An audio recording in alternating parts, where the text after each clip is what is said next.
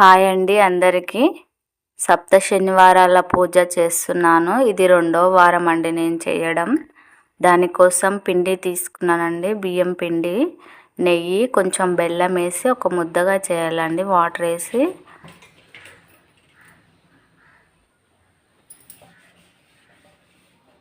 పీట తీసుకొని పీటకు పసుపు రుద్దాలండి. పసుపు రుద్ది ముగ్గు వేసుకోవాలి. ముగ్గు వేసుకున్న తర్వాత ఒక ఎల్లో కలర్ క్లాత్ తీసుకొని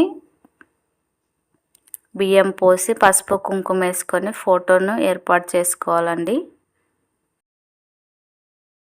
పూలు నేనే తయారు చేశానండి. పూలు మాలని తులసి ఆకులతోన. పిండి దీపాలు పెట్టుకోవడానికి ఆకులను ఏర్పాటు చేసుకుంటున్నాను.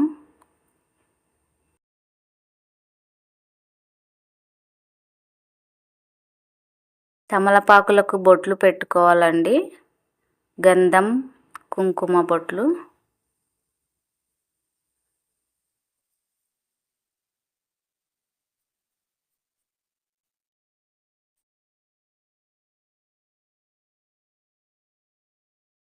ఇక్కడ ప్రసాదాలు నేను నువ్వుల లడ్డు చేశానండి.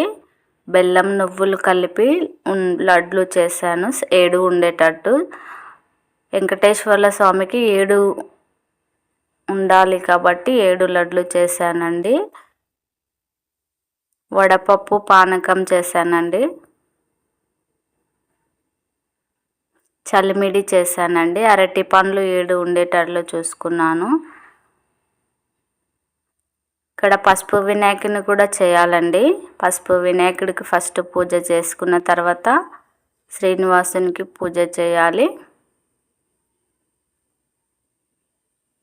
ఇక్కడ దీపాలు పెట్టుకున్న తర్వాత 7 ఒత్తులు వేయాలండి. ఒక్క దాంట్లో ఒక పిండి దీపంలో 7 ఒత్తులు పెట్టి ఒక ఒత్తి చేయాలండి. దీపంలకి పూలు కూడా అలంకరించాలండి స్వామివారికి. దీపాలు కూడా వెలిగించాలండి.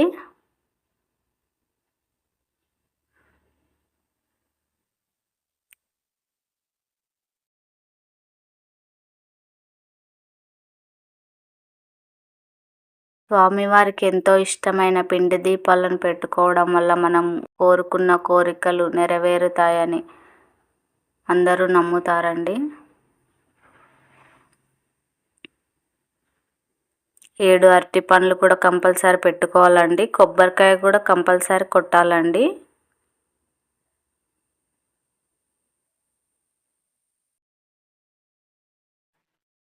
వెంకటేశ్వర్లకు గోవింద నామాలు చదువుకోవాలండి. లక్ష్మీదేవికి ఏమో అష్టోత్తరాలు చదువుకోవాలి, పూజ చేసుకోవాలి.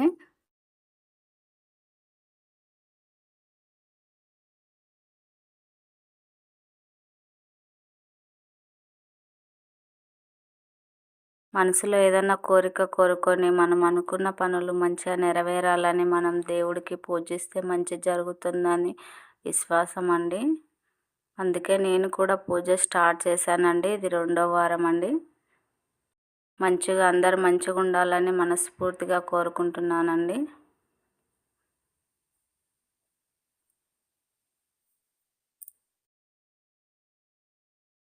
స్వామివారి మంచిగా చూడాలని మనస్ఫూర్తిగా కోరుకుంటున్నానండి.